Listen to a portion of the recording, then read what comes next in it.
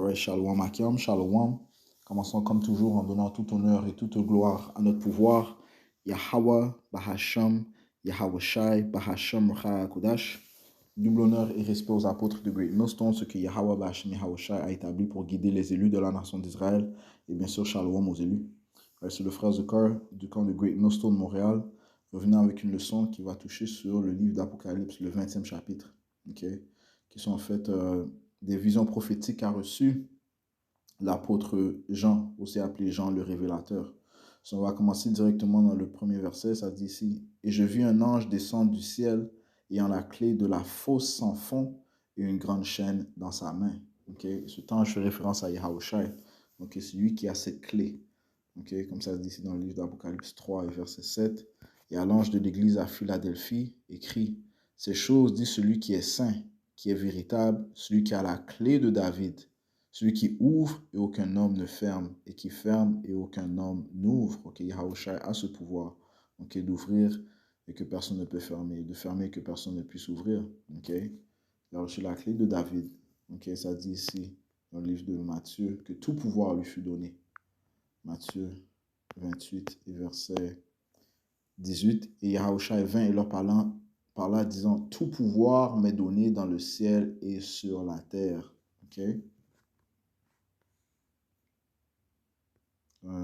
Colossiens,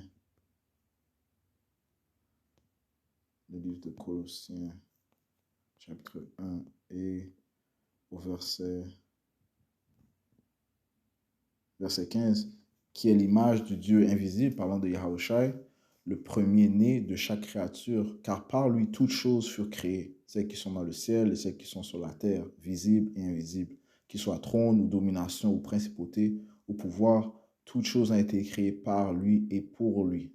Et il est avant toute chose et par lui toute chose consiste. Donc, par ce pouvoir, Yahushua a pu faire cela. Si on poursuit dans le livre de Apocalypse 20, verset 1. Donc, je relis, et je vis un ange descendre du ciel ayant la clé de la fosse sans fond. La fosse sans fond fait référence à l'Europe, qui est une terre qui est vraiment non fructueuse. Et une grande chaîne dans sa main. Et la chaîne représente les malédictions. Verset 2, voyons ce que Yahushua a fait avec ces chaînes. Et il saisit le dragon, ce vieux serpent qui est le diable et Satan, et le lia 1000 ans. Donc le dragon, le vieux serpent, diable et Satan fait référence à ces Édomites, qui est la vraie nationalité des autoproclamés en blanc. Et le mot diable signifie le déceveur, bien le diffamatoire, celui qui diabolise. Et Satan signifie le grand adversaire.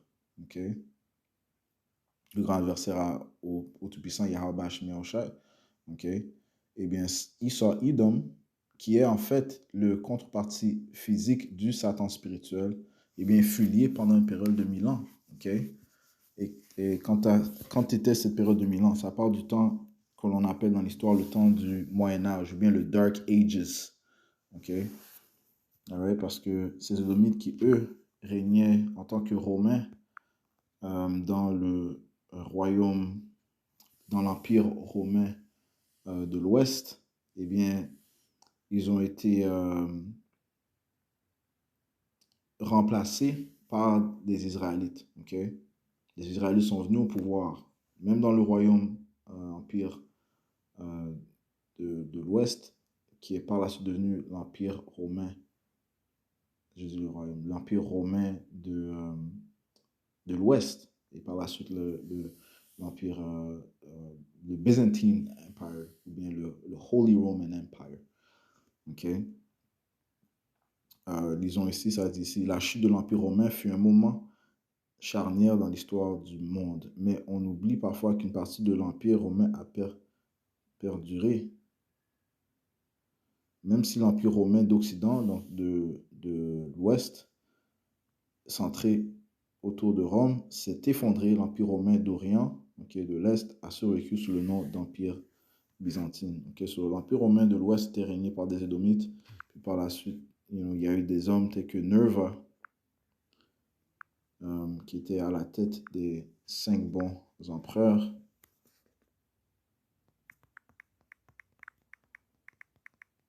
Et qui était un Israélite, eh bien, sont venus au pouvoir. Okay? Puis là, il y a eu une continuation d'Israélites qui ont régné en Europe. Okay? Pendant une période de plus de 1000 ans environ. Okay? Okay?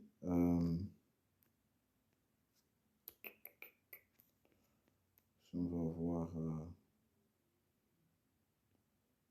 je vais juste prendre ça en français.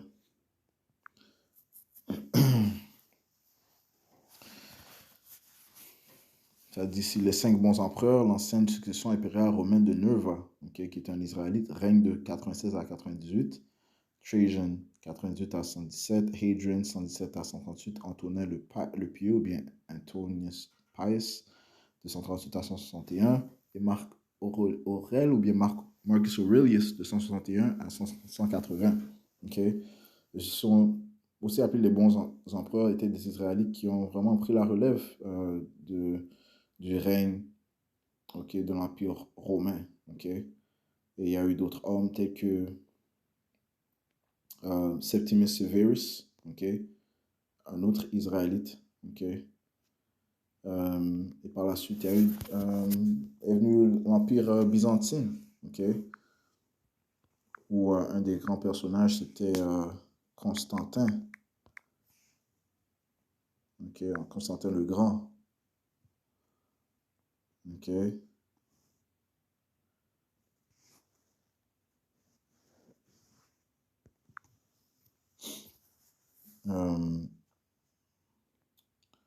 Qui a régné, bon, qui est né de 272 jusqu'à 337. Ça dit ici, Constantin le Grand fut un empereur romain de 306 à 337 après Yahushua, et le premier empereur romain à se convertir au christianisme. Okay? Il a joué un rôle central dans l'élévation du statut du christianisme à Rome. C'est pour ça que c'est devenu le Holy Roman Empire, l'Empire romain saint, même si il suivait pas la vérité complètement. C'était des Israélites, mais ce qu'ils ont fait, ils ont, surtout Constantine, il a fait un mélange de différentes religions. Il a ajouté différentes religions dans le christianisme. Ça s'appelle catholique, chrétien catholique, parce que le mot catholique signifie universel. Il a rajouté plusieurs religions dans le christianisme. Okay? Ce qui rend ça pas la vérité, même si c'était des Israélites. Okay? Il est venu avec, il a changé le Pesach, qui est le Passover, okay, en la Pâque, okay, qui est basé sur Ishtar. Si on va juste prendre ça, Ishtar. Je pense que c'est une déesse de fertilité. Okay. Yeah. Yeah. En anglais, she is a goddess of love and sexuality and thus fertility.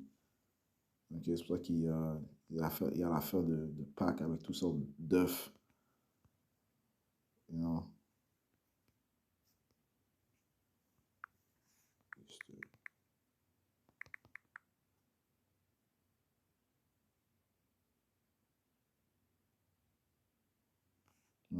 Voilà.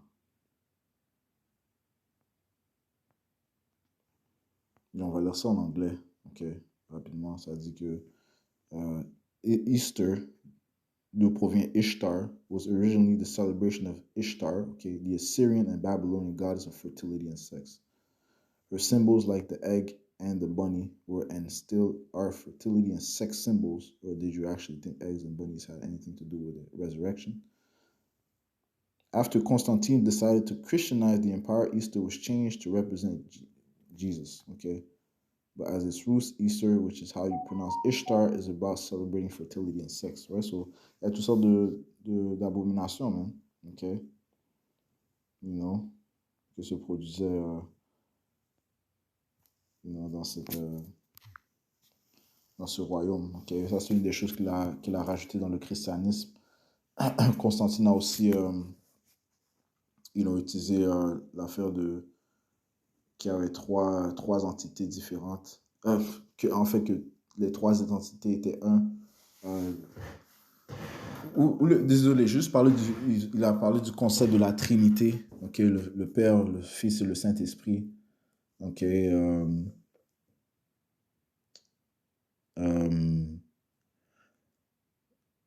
il y a aussi. Qu'est-ce qu'il a rajouté Oui, l'élévation de la femme, comme si la révérence plutôt de la Vierge Marie. Ok, ça c'est une autre doctrine qui a été rajoutée, qui est vraiment basée sur Nimrod, euh, plutôt Semiramis et Tammuz. Ok, Semiramis et Tammuz. Ok, Semiramis qui voulait être révéré. Et voulait que son fils soit révéré, que son mari soit révéré. Son mari c'était Nimrod, son fils était Tammuz. Ok, so toutes sortes d'abominations ont été rajoutées dans le christianisme. Ok, même si encore une fois c'était des Israélites par Constantine. Ok, so il y avait Constantine. Puis les Israélites, autre que le Byzantine, l'Empire byzantin, il y avait aussi les Moors qui régnaient. Ok, il y a les Moors aussi qui régnaient en Europe, ok, qui sont des soi-disant noirs, ok, des Israélites. Ok, ouais, ils avaient le contrôle de l'Espagne. Le nord de l'Afrique était contrôlé par les Moors. D'où vient le mot Morocco, Mauritanie? C'est les Moors, man. Bon, Moors in Sicily.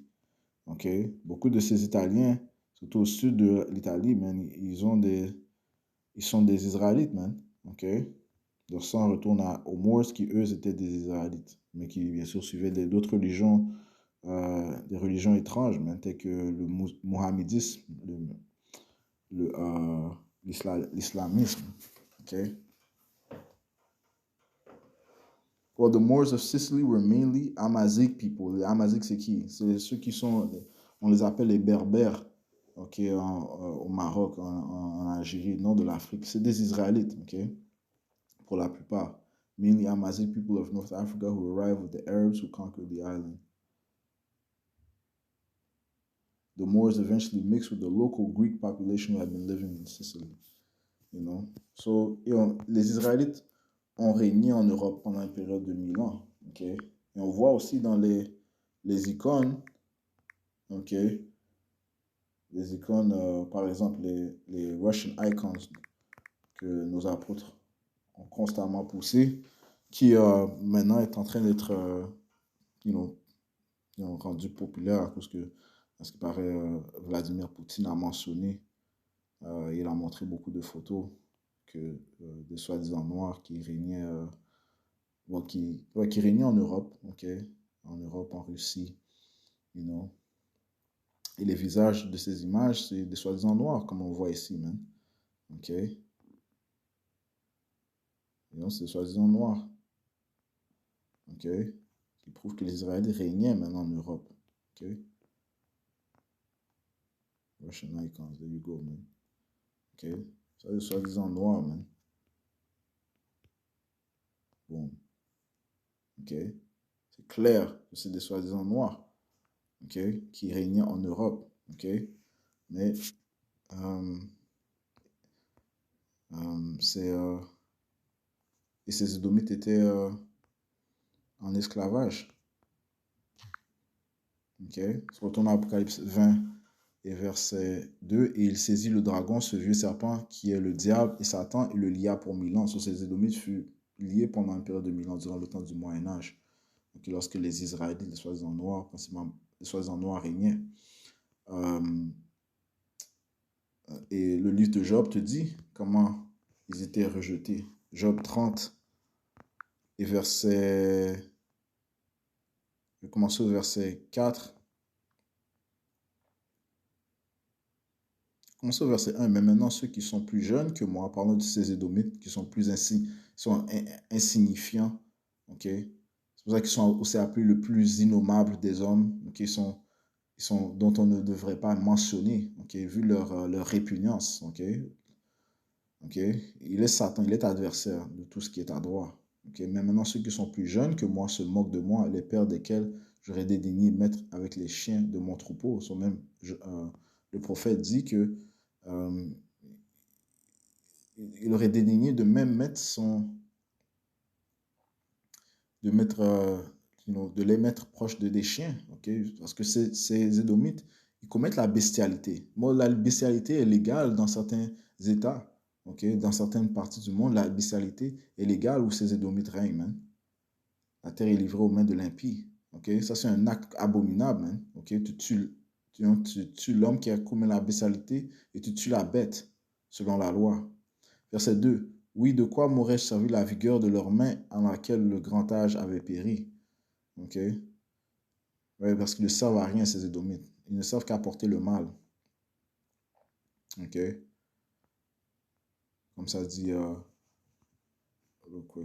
ça dit que l'impie. Psaume 58, verset 3, ça dit ici, les hommes immoraux sont éloignés dès l'utérus, ils s'égarent dès qu'ils sont nés, disant des mensonges. Okay? Leur poison est comme le poison d'un serpent, ils sont comme la sourde vipère qui bouche son oreille. C'est des impies qui ne peuvent pas apporter le bien, mais que le mal. Retournons à Job 30. Okay? Et verset 3, de disette et de faim, ils se tenaient à l'écart, fuyant dans les déserts, jadis dévastés et ravagés. Non, ça parle de ces Édomites, hein, comment ils vivaient pendant un certain temps. Okay? Ils coupaient des mauves près des buissons et la racine des genêts pour leur nourriture. Ils étaient chassés du milieu des hommes. On criait après eux comme après un voleur. Ouais, ils étaient chassés et rejetés. Ils étaient mis dans les caves. Ça dit ici, verset 6, pour demeurer dans les creux des vallées, dans les trous de la terre et dans les rocs. Ils brillaient parmi les buissons, ils s'assemblaient sous les orties. Ce sont des enfants insensés, oui, des enfants d'hommes innommables. Ok? Ils étaient plus vils que la terre. Ouais, ça parle de ces Édomites, man. Et maintenant, je suis le sujet de leur chanson, oui, et la matière de leur entretien. Parce que c'est maintenant, c'est eux qui règnent présentement et nous sommes leur risée. Ok? Lorsque tu vois le film Quest for Fire, okay, ça te montre comment ces Édomites vivaient. Ok? Et sinon, les avait, bon, comme ça dit, il les a liés pendant une période de 1000 ans. Il a mis les malédictions sur eux. Ok? Ouais. Ils vivaient comme des bêtes, qui est vraiment leur état légitime. Ok? Ouais. On voit comment ces Édomites vivaient, man. Ok? Ouais. Aussi votre homme des cavernes, celui qui est révéré dans ce monde. Ok?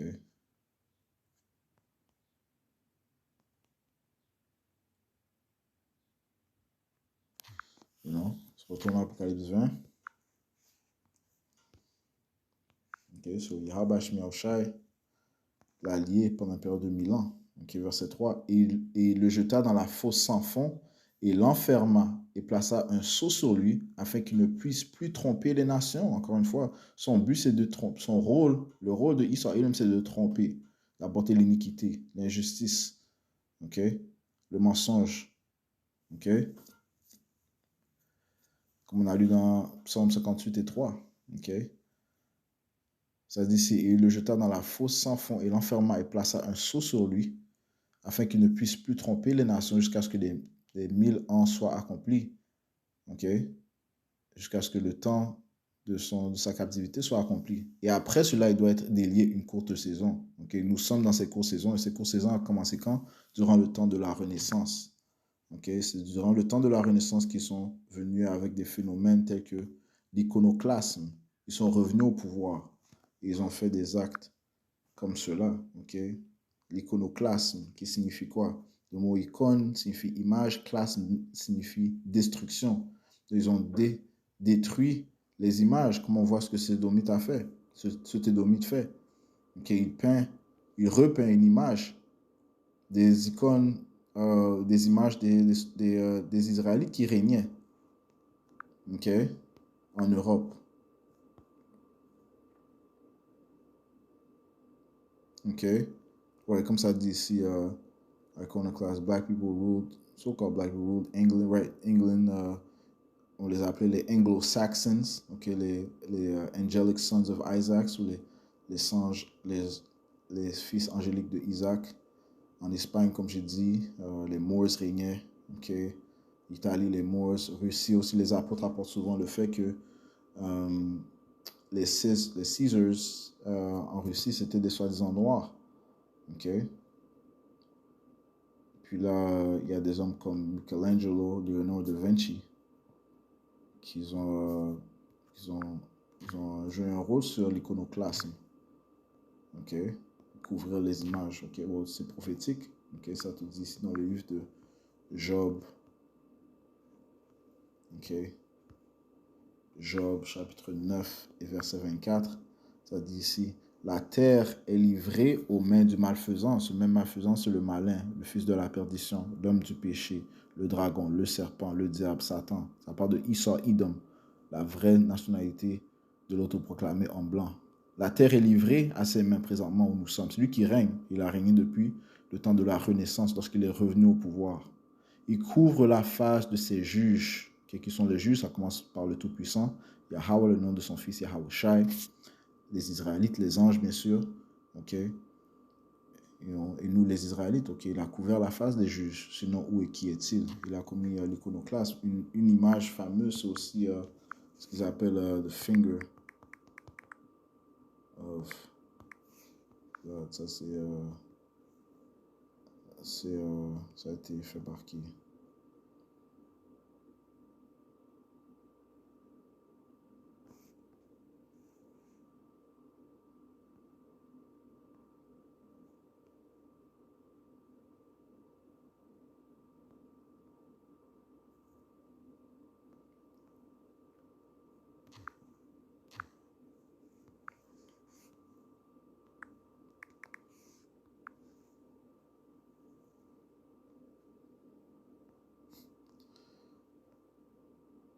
Oh, the creation of Adam, désolé.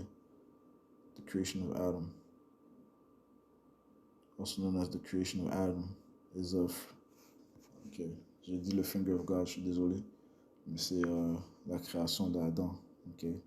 Creazione di Adamo, ou la création de l'homme, est une fresque de l'artiste italien Michelangelo, qui fait partie du plafond des chapitres 7 vers 1100, que de 1508 à 1512. Ok. Ouais, et on voit que c'est regarde ça, c'est abominable, man. Ok, un homme nu. Donc ça, c'est supposé représenter. C'est du blasphème, ok? C'est du blasphème total, ok? Avec les anges ici, ils sont tous nus, ok? Des petits bébés. Bon, soi-disant anges, je dis des gens, soi-disant anges, ok? Regarde, tout le monde est nu. C'est l'homosexualité, ok? Parce que c'est des homosexuels. Ces Édomites sont homosexuels de nature. Ils sont pervers. Okay, on voit des petits enfants parce qu'ils commettent la pédérastie, ces Édomites. Ils aiment la pédérastie. Ok, ceci fait partie de leur, euh, leur désir, ok, leur désir charnel. Ils aiment coucher avec des hommes et des enfants, des petits enfants. C'est ce que les Grecs faisaient, c'est ce que les Romains faisaient, ok, ce qui prouve que c'était eux qui régnaient dans ce temps-là, ok, jusqu'à temps qu'ils fussent mis en chaîne par Yahweh Shai, ok.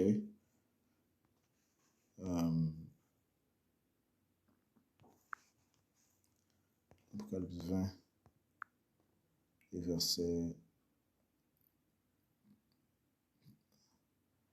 3, et il le jeta dans la fosse sans fond et l'enferma et plaça un sceau sur lui afin qu'il ne puisse plus tromper les nations jusqu'à ce que les 1000 ans soient accomplis. Et après cela, il doit être délié une courte saison. Encore une fois, il a été délié durant le temps de la Renaissance. Okay?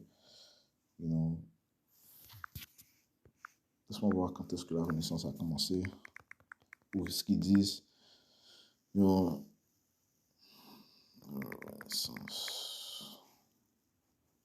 Start.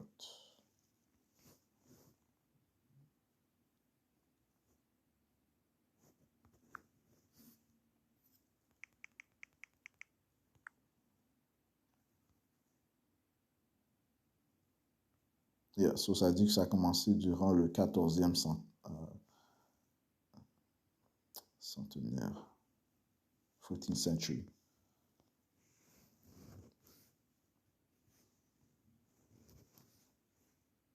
14e siècle, je dis centenaire. 14e siècle. Ok. Cependant, une pensée. Du 14e siècle. Yeah. So, durant les années 1300-1350, ok, c'est là que la Renaissance a commencé. Et même durant ce temps-là, même après, il y avait quand même des Israélites qui régnaient, ok, en Europe, ok, comme le roi Jacques, King James, ok. D'autres familles qui régnaient en Europe, ok, mais éventuellement, tout Israël, well, Israël fut son, soit ils ont noir, les Israélites ont chuté. Okay. Une des grandes causes de la chute, c'était le Black Death. Désolé. Ou bien la mort noire, the Black Plague. Ok.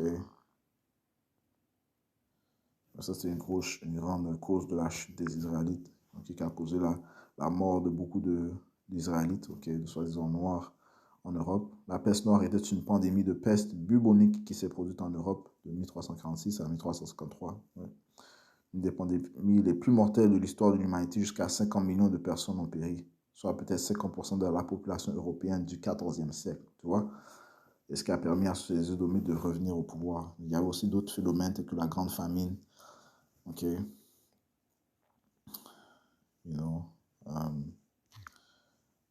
et so, Apocalypse 20, verset 4. Ok, maintenant, lorsqu'on lit ce verset, on voit que la vision a sauté à une autre vision. Ok, ça dit ici. Ouais, et c'est ce qui se produit souvent dans le livre d'Apocalypse. You know. Les visions sautent d'une vision à une autre. Ok, verset 4. Et je vis des trônes et ils s'assirent dessus, et le jugement leur fut donné. Ok, et ça parle des Israélites. Ok, commençant bien sûr par les élus. Ok. Allons dans le livre de Matthieu 19, et verset 28. Et Yahushua leur dit, en vérité, je vous dis que vous qui m'avez suivi à la régénération, lorsque le Fils de l'homme sera assis sur le trône de sa gloire, vous aussi serez assis sur 12 trônes, jugeant les 12 tribus d'Israël. Okay? Donc les élus, commençant par les disciples de Yahushua, les apôtres, eh bien, vont s'asseoir sur des trônes, régner sur les nations. Okay? Et bien sûr, les autres élus, okay, les 144 000 qui incluent les apôtres, ainsi que toute la nation d'Israël éventuellement vont régner sur les autres nations. Okay? Mais il y aura une hiérarchie, okay? Il y aura un ordre. Allons dans le livre de Psaume 122. Okay? Un ordre établi par Yahweh Shemashai. Psaume 122, verset 5. Car là sont placés les trônes de jugement, les trônes de la maison de David. Okay? C'est ce qui est en train d'être bâtir. La maison de David est en train de bâtir. Okay? Okay? L'élection du royaume de l'Éternel. Okay? Il sera dirigé par notre Seigneur Yahushua, et en dessous de Yahushua sera le roi David. Okay? Retournons à Apocalypse 20. Et verset 4, et je vis des trônes et ils s'assirent dessus, et le jugement leur fut donné, okay, pour régner sur les autres nations. Et je vis les âmes de ceux qui avaient été décapités pour le témoignage de Yahushua et pour la parole de Yahweh, et qui n'avaient pas adoré la bête, ni son image, ni n'avaient reçu sa marque de leur front ou dans leurs mains. La marque sur leur front ou dans leurs mains. Et ils vécurent et régnèrent avec Yahushua HaMashiach 1000 ans. Okay, parlant des élus, okay, qui seront les prémices, les premiers à régner dans le royaume. Ils seront héritiers ou co-héritiers du royaume avec Yahushua. Romains 8 et verset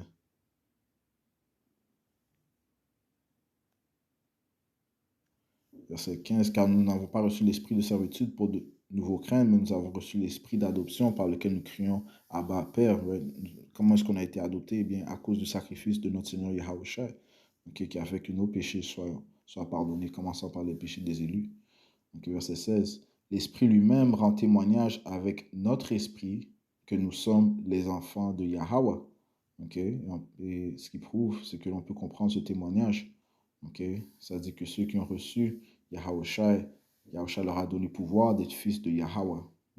Verset 17. Et si enfant, donc héritier de Yahweh et co-héritier avec Yahushua et Hamashiach, c'est vrai que nous souffrions avec lui afin que nous puissions être aussi glorifiés ensemble. Car j'estime que les souffrances de ce temps présent ne sont pas dignes d'être comparées avec la gloire qui sera révélée en nous. Pourquoi? Parce que les co-héritiers, les 144 000 hommes vont régner éternellement avec Yahushua. Pas seulement pour 1000 ans. Et on va bâtir, on sera les premiers à bâtir le royaume en ayant des esclaves qui seront les autres nations. On va être les premiers à voir cette transition de cet enfer à la joie. De la mort à l'immortalité.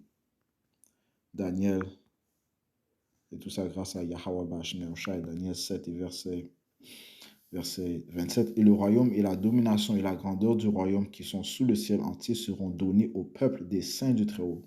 Commençons par les élus de la nation d'Israël, dont le royaume est un royaume éternel et toutes les dominations le serviront et lui obéiront. Apocalypse 2 et verset 26. Et à celui qui l'emporte et garde mes œuvres jusqu'à la fin, à lui je donnerai pouvoir sur les nations.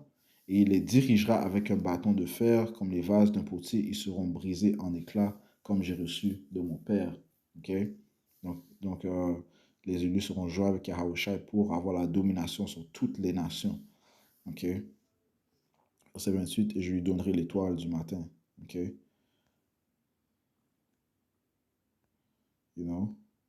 Et on va régner avec Yahushua avec sagesse complète, man. Sagesse et connaissance.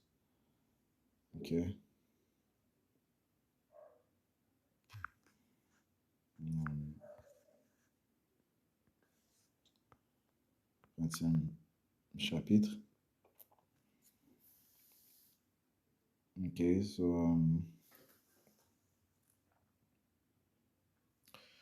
Verset 5. Mais le reste des morts ne revécut pas jusqu'à ce que les 1000 ans soient achevés. Signifiant que... de qui est-ce que ça parle des morts? Eh bien, ça parle des autres nations. Ces autres nations sont morts parce qu'ils ne connaissent pas les commandements, les statuts de Yahweh Bashmeoshai. Sinon, on les a donnés simplement à son peuple. Ça te dit ici dans le livre de Psaume 147 et verset 19, il manifeste sa parole à Jacob, ses statuts et ses jugements à Israël. Il n'a pas agi ainsi avec aucune autre nation, ce qui les rend morts. Et quant à ses jugements, ils ne les ont pas connus. Louez le Seigneur Yahweh ou Yahushai. Et ça te dit dans le livre de Proverbes que Proverbe 21, 16, l'homme qui s'égare du chemin de la compréhension restera dans la congrégation des morts. Sans cette compréhension, sans cette vérité, tu es mort. C'est grâce à Yahushua que les élus sont passés de la mort à la vie, spirituellement. Mais n'empêche que ce sont des Israélites. Les autres nations, ils sont morts, man. Ça te dit ici dans le livre d'Isaiah 14, verset 9, l'enfer d'en bas s'est ému pour toi. Pour qui? Pour Esau, Edom. L'enfer va le rencontrer. Signifiant quoi? Les mauvais temps. Les mauvaises aventures, man. Parce que maintenant, c'est son paradis, ce paradis de Esau. Il a mis la terre dans ses mains, mais l'enfer va le rencontrer. Les choses vont changer très bientôt. L'enfer d'en bas s'est ému pour toi, pour aller au-devant de toi à ta venue. Il excite pour toi les morts, c'est-à-dire tous les principaux de la terre. Parlons de les autres nations, man. Parlons des autres nations qui vont se tourner contre Esau. Ils vont l'affliger aussi. Il a fait lever de leur trône tous les rois des nations. Qui sont ces morts. Verset 18. Tous les rois des nations, c'est-à-dire eux tous, sont morts avec gloire, chacun dans sa propre maison. Ils vont retourner dans leur terre allotée par Yahweh Bashim Yahushai.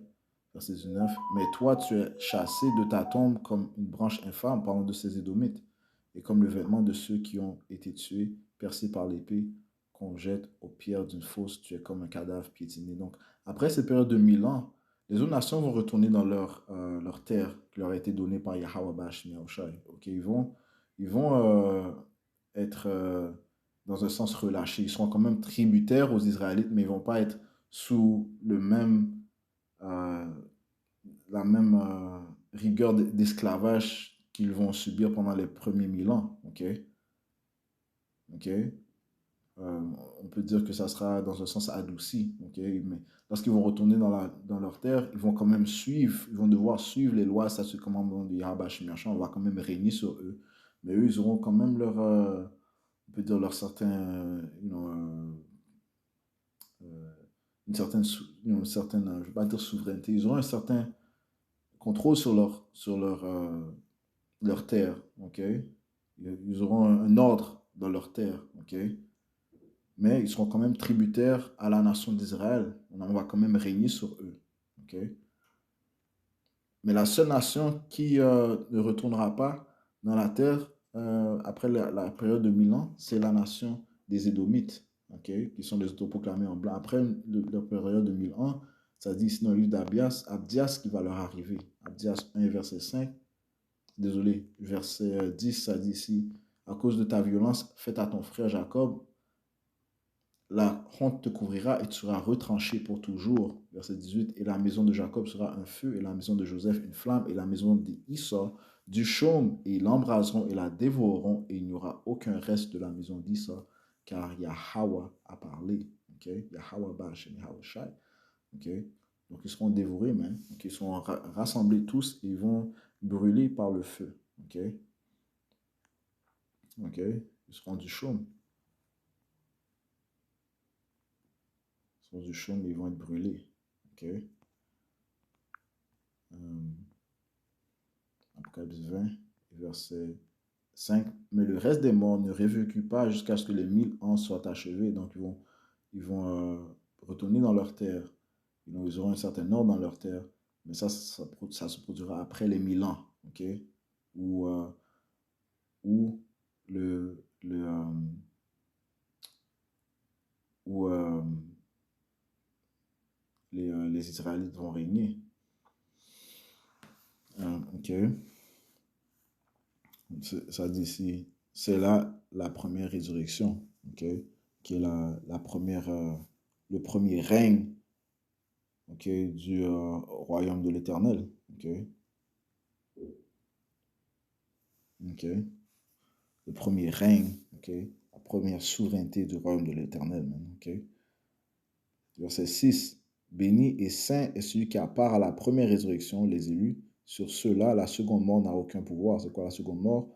Eh bien, le feu dévorant et flamboyant qui va changer la géographie de la Terre, man. Okay? Le feu nucléaire que le Seigneur va apporter, envoyer sur la Terre, principalement en Amérique et à d'autres places aussi.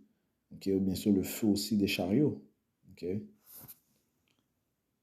Ça dit ici dans le livre de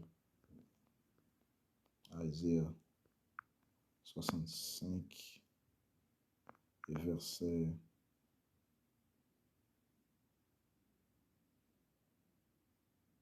Ah, désolé, Isaïe 66 et verset 15. Car voici, le Seigneur Yahweh Ba'ashem Yahusha viendra avec le feu et avec ses chariots comme un tourbillon pour rendre son courroux avec fureur et sa réprimande avec des flammes de feu.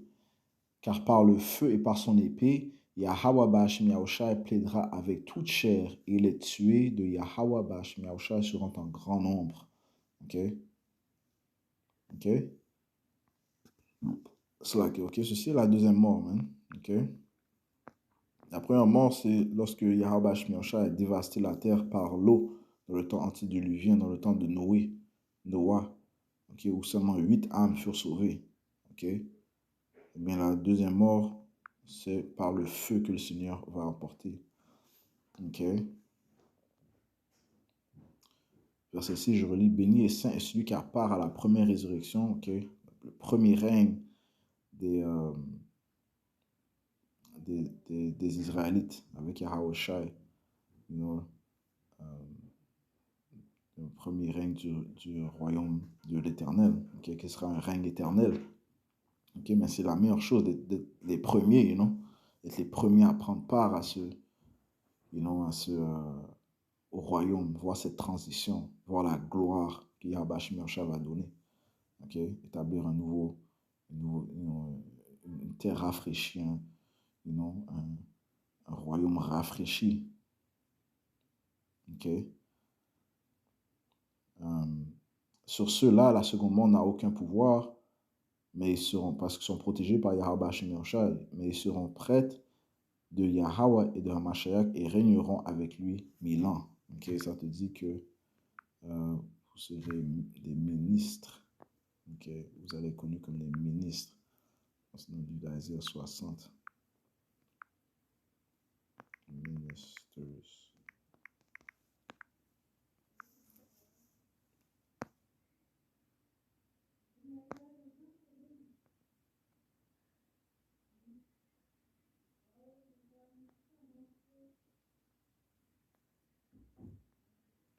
« 61:6 pour Yahweh Shemiyosha.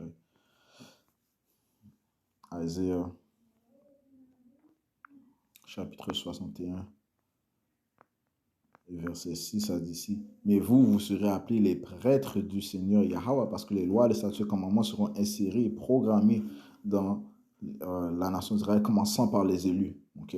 Commençant par les élus, les premiers à régner dans le royaume de l'Éternel, avec Yahweh Shai, ok? Ce qui les rendront parfaits, ok? Ceci est cette nouvelle alliance que nous attendons, okay, qui nous a été introduite par Yahweh Shai et qui prendra effet à sa venue. Okay? Apocalypse 1 Corinthiens 15, commence au 50e verset. Ça parle de ce changement qui va se produire. Okay? Comment les élus vont passer de la mortalité à l'immortalité. Ils vont passer de ce corps corruptible à un corps incorruptible. Et vous serez appelés les prêtres de Yahweh Ba'ashmiyaosha et les hommes vous appelleront les ministres de notre Dieu. Vous mangerez les richesses des gentils, des païens, et vous vous vanterez de leur gloire. On va se vanter de leur gloire, man. OK? Non? De leurs ressources, et bien sûr de leurs femmes aussi, man. Ça, c'est la gloire de l'homme. OK? Non? Apocalypse 20 et verset...